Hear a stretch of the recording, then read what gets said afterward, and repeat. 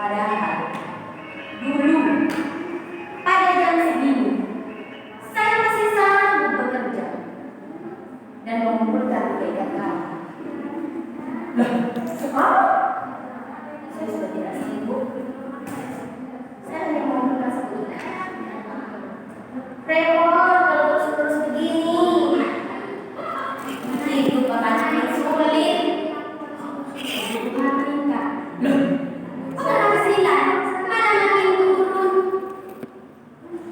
Berapa yang akan didapat dari serikat tani? Paling 1.500. Untuk apa uang sebesar itu? Untuk makan kami sebulan. Yo jelas tidak cukup. Saya pernah berpikir untuk meninggalkan pekerjaan ini dan mencari pekerjaan lain supaya bisa mendapat penghasilan yang lebih banyak dan hidup lebih layak. Tapi berganti pekerjaan itu tidak mudah bagi saya. Karena apa? Seluruh kakek buyut saya turun-temurun adalah pencari kayu bakar. Sampai-sampai seluruh orang di desa sini menjuluki nama kami dengan embel-embel kayu bakar di belakangnya. Seperti saya, Lugu kayu bakar. Memang lucu, sepele, bahkan rendahan. Tapi itulah julukan mereka kepada kami. Anak saya pernah bilang supaya saya jangan bangga dengan kebenaran. Atau sebaliknya, lupakan saja berganti pekerjaan dan hidup lebih baik. Tapi saya merasa orang-orang di sini menghormati saya lantaran harga saya memang layak dihormati. Ya jelas, wong kayu yang saya jual itu lurus dan kering. Kayu yang tidak lurus seperti ini saya pakai sendiri. Kayu yang lurus tidak akan susah dimasukkan ke dalam tubuh dan akan bertanya. Jadi tidak akan merepotkan para ibu-ibu yang sedang memasak di dapur. Ada seorang ibu-ibu yang tidak dimasak gara-gara tidak makan kayu bakar dari saya. Wih, memang dilihat kayu bakar saya itu. Di kampung saya memang banyak penjual kayu bakar.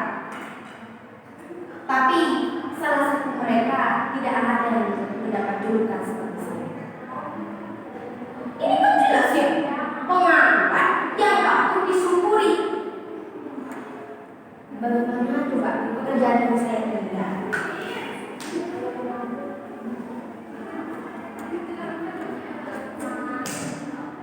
Belakangan ini, ketika di televisi ada kampanye jangan pilih polisi hijau. Nah, di kampung saya juga ada kampanye jangan pilih durian hijau, jangan pilih mangga busuk, dan banyak lagi jangan pilih yang lain. Tapi saya menganggap itu hanyalah guyonan semata. Lama-lama saya peduli juga karena guyonan itu terus berkembang dan menyangkut pekerjaan saya. Mulanya nih ya, cuma jangan pilih kayu bakar busuk. Tapi ada ucapan lagi. Jangan beli kayu bakar dari pencari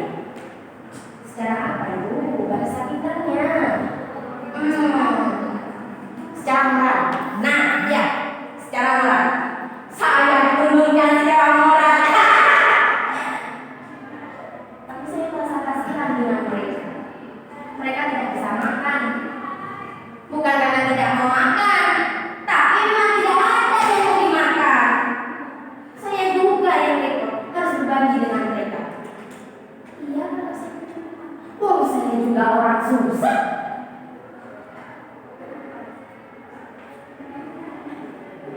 Saya pernah menyarankan supaya tidak lagi mencuri kayu basah.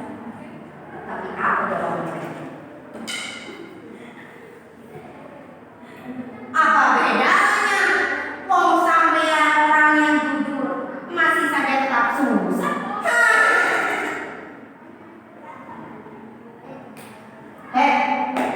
Kalau orang susah itu ada kekurangan pamit, ya jelas saya memang orang yang susah.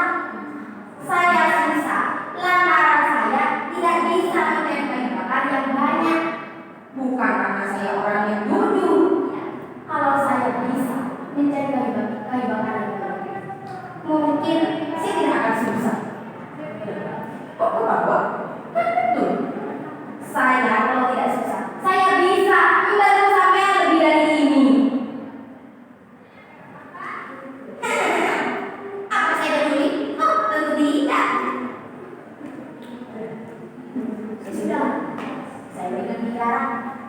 Buat apa coba mengganggu aja kamu? Sia-sia, tidak ada gunanya. Tapi sebagian dari mereka ada yang berpamitan kepada saya, ada yang pedih total, ada perasaan sedih dari saya. Tapi saya bisa apa? Saya hanya bisa berdoa semoga mereka bisa berkelakuan baik dan jujur. Ya, semakin hari saya semakin percaya akan sikap baik dan jujur. Karena dua inilah orang-orang bisa dihormati di dunia ini. Tidak ada orang yang mutlak baik, tidak ada orang yang mutlak buruk. Sebaik-baiknya orang pasti melakukan keburukan, entah itu disengaja atau tidak.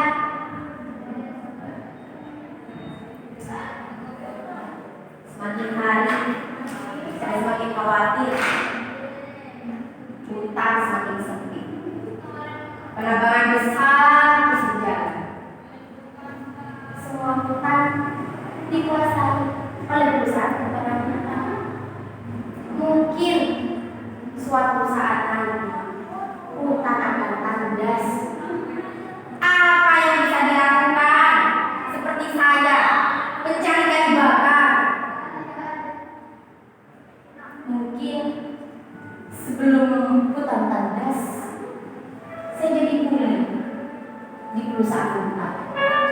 Siapa tahu lama-lama saya jadi mandor, saya jadi pemborong kecil-kecilan, dan pada akhirnya saya memiliki perusahaan yang sama, perusahaan penerbangan hutan ya. Tapi mungkin leluhur saya mengutuk saya karena saya sudah memutus tali rantai yang mereka bangun dengan susah payah sehingga mereka bisa dihormati di kampung ini. Saya hanya bisa berharap semoga ini akan berubah. Orang yang dihormati bukan hanya orang yang baik dan jujur, tapi orang-orang yang sekedar memerankan kebaikan dan kejujuran. Karena zaman sudah berubah, nilai-nilai sudah berubah. Orang yang dihormati tapi orang yang setengah baik, yang dianggap sepadan baik. Memang saya belum sepenuhnya percaya, tapi saya melihat tanda-tanda aksi.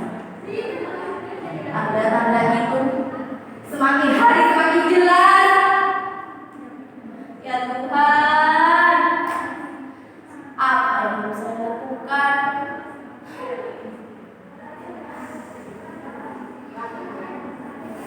Beda berapa oleh hati tadi. Saatnya saya pulang. Sudahlah, saya mau pamit pulang. Saatnya pulang.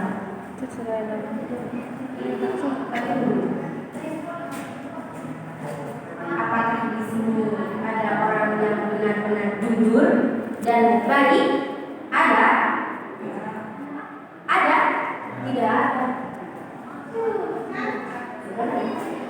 Kalau begitu, semua orang-orang yang ada di sini adalah orang yang jujur dan baik. Selamat siang.